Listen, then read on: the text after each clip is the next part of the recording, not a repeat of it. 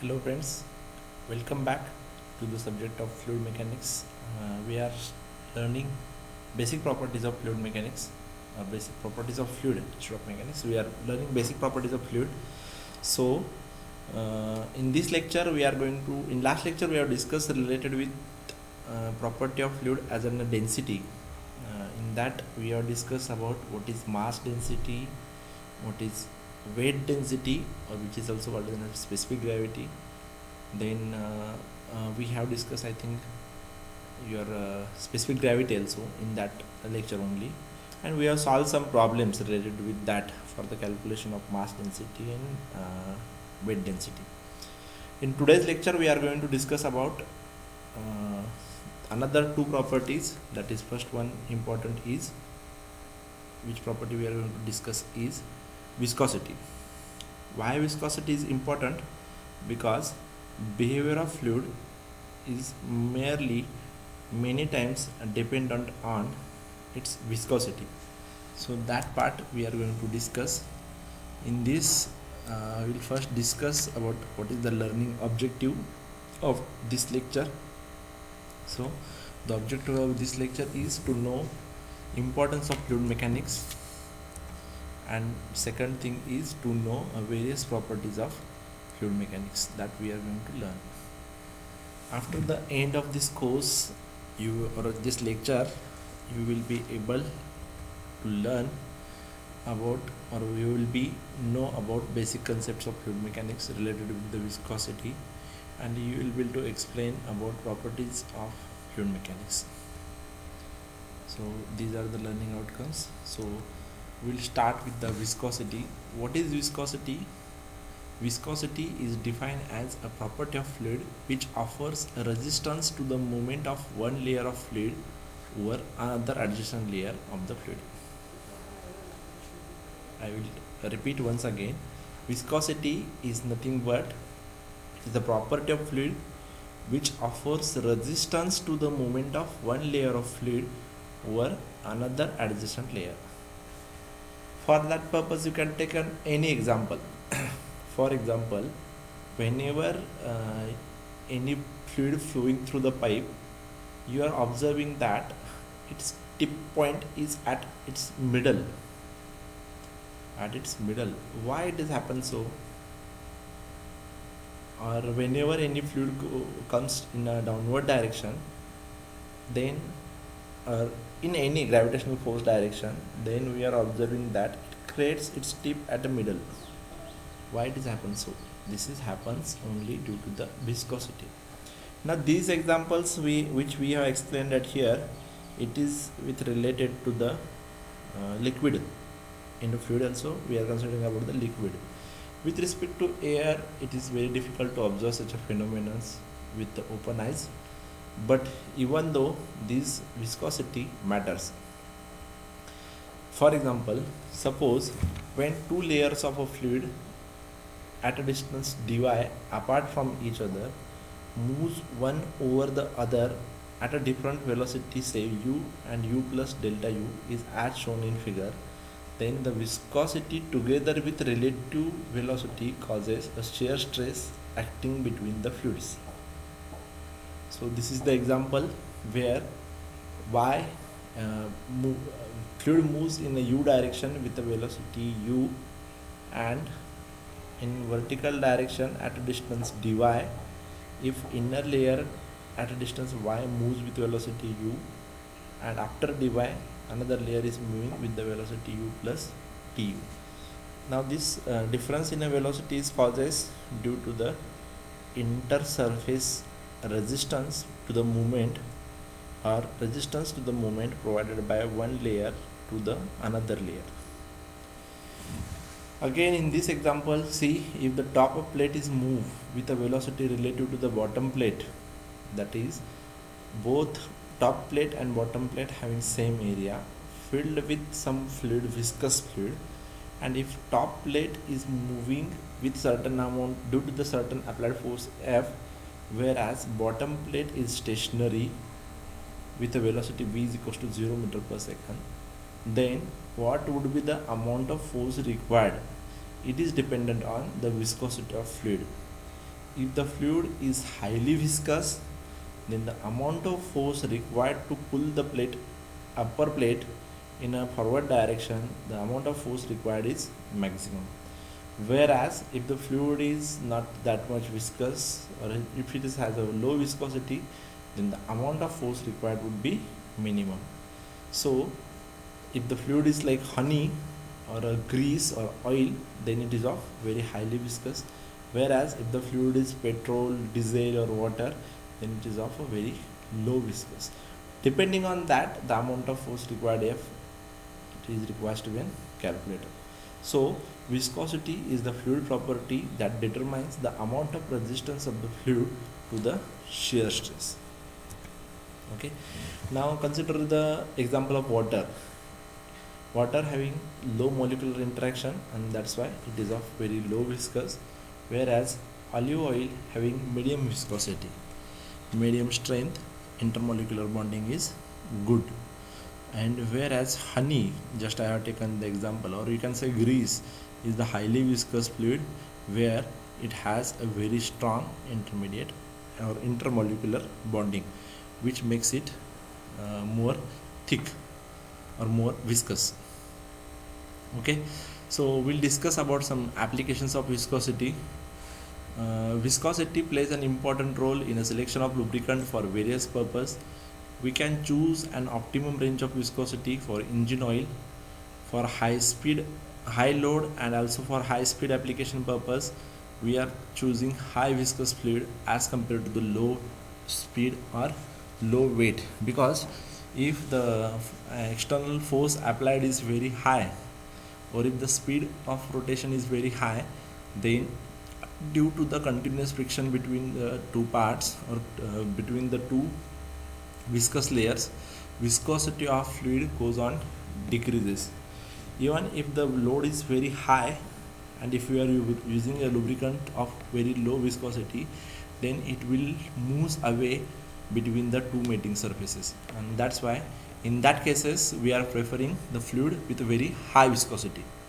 Opposite to that, when there is a lightweight equipment, or the load is very low, or speed of rotation is very less, at that time we are putting a less viscous fluid, or less viscous fluid operation is also possible.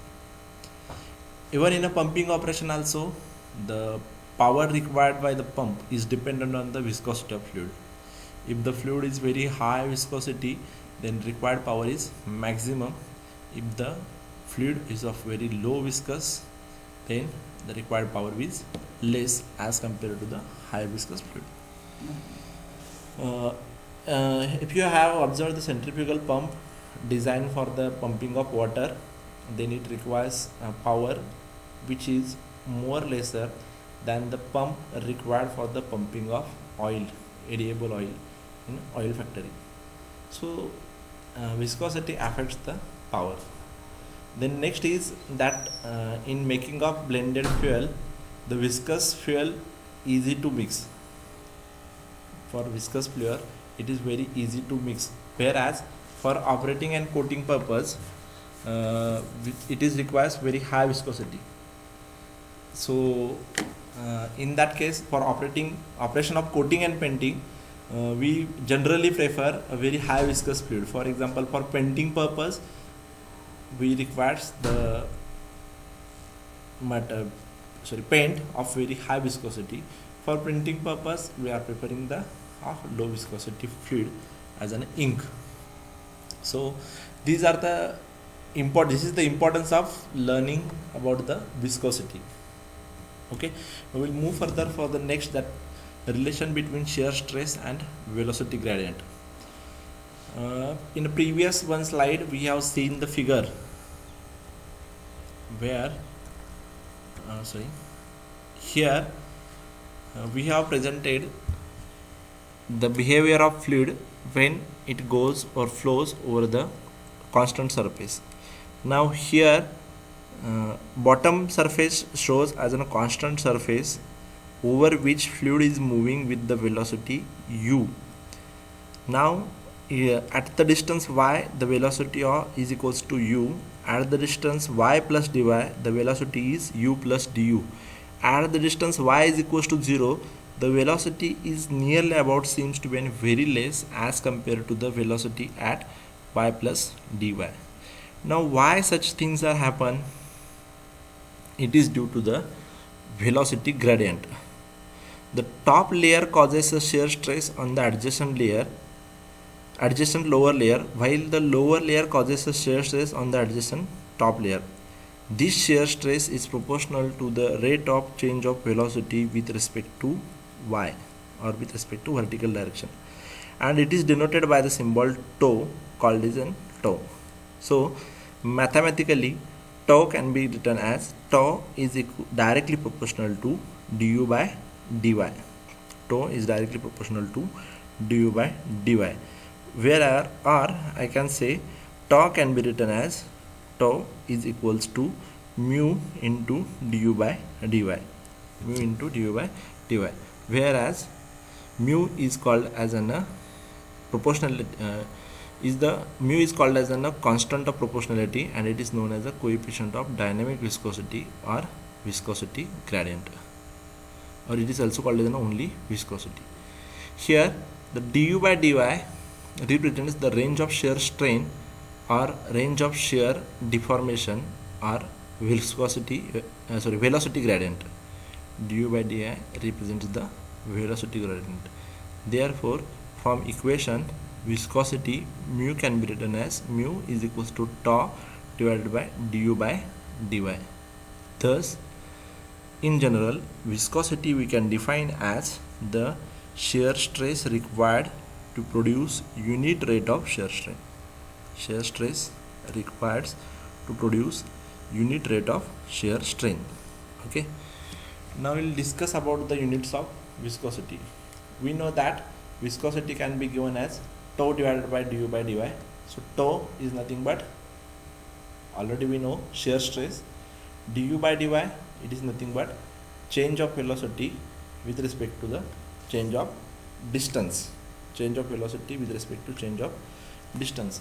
So we know that shear stress can be given as force upon area, whereas change of velocity with respect to change of distance can be given as, change in velocity can be given as length per unit time, and change of distance is nothing but 1 by length. So this can be written as force into time divided by length square. Force into time divided by length square. So it can be given, viscosity is can be given as Newton second per meter square. Newton second per meter square. So in SI system, the unit of viscosity is Newton second per meter square. It is also known as Pascal second. In MKS unit of viscosity is kilogram force second per meter square.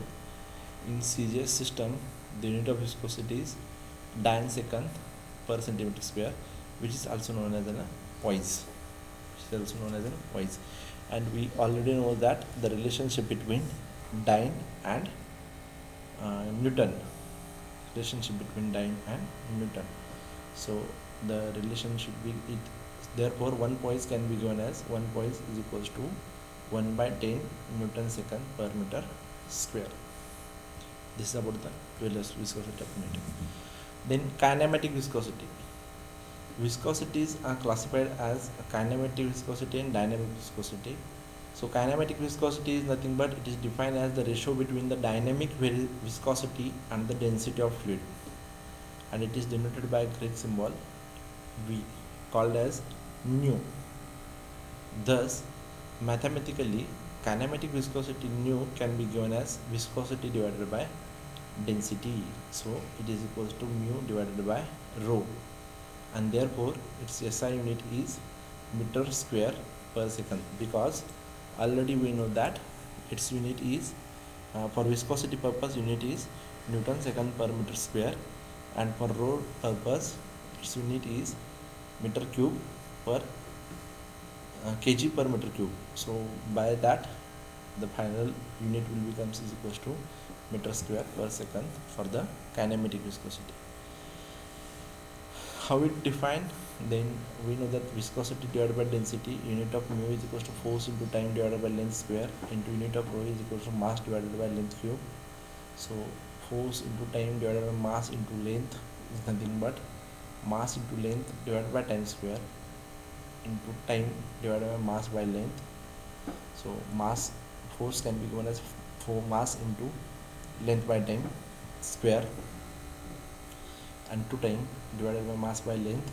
Mass will get cancelled, then time is gets cancelled with the 1 time, so mass into length divided by 1 by length. So sorry, mass gets cancelled, so it will be length will becomes above, so it will becomes length square per unit time, so its unit is meter square per second. So effect of temperature on viscosity, as we discussed in a previous lecture, on a density also, if temperature affects, for liquids, as temperature will goes on increases, viscosity goes on decreases.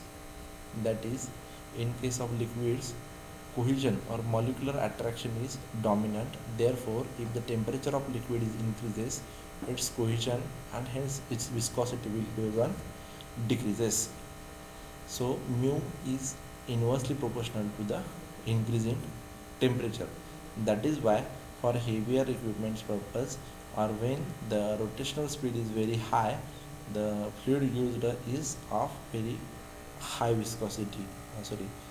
It's very of high viscosity, because as temperature of goes on increases due to the speed of rotation, its viscosity will goes on decreases.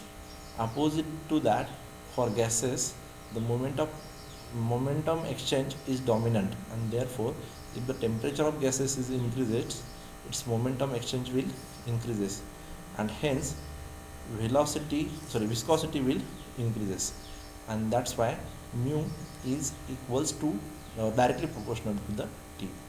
Mu is directly proportional to T.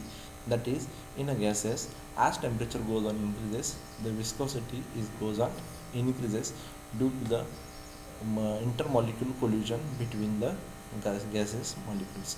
So this is the effect of viscosity for the gases, and we generally observe with respect to temperature what is happening with the gases. As temperature goes on increases, gas will be behave as a more viscous as compared to the, whereas in liquid, as temperature goes on increases, viscosity of liquid goes on decreases.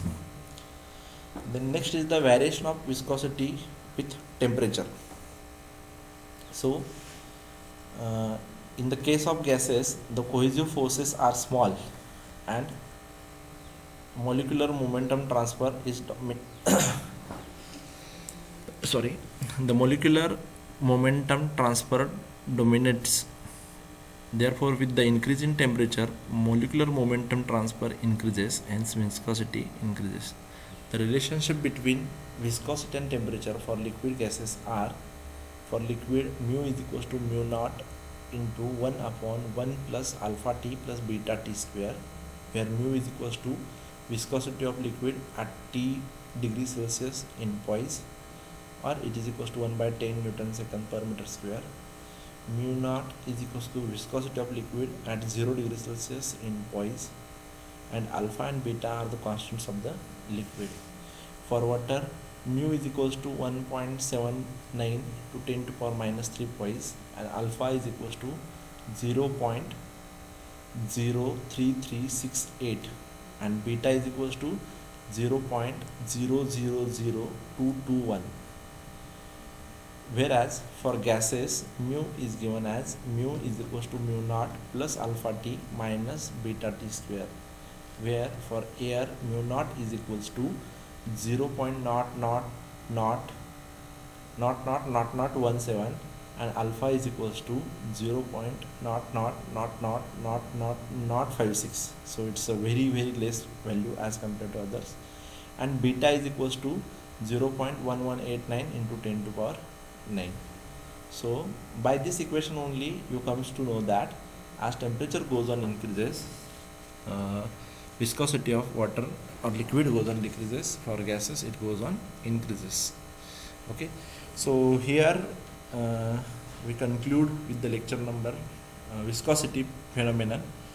We have discussed in detail related with the behavior of fluid as an or property of fluid as an viscosity, and if its effect or its behavior with respect to the temperature. In next lecture we will discuss about Newtonian fluid and non-Newtonian fluid and its general behavior. So with this I conclude that this lecture is over. Thank you very much.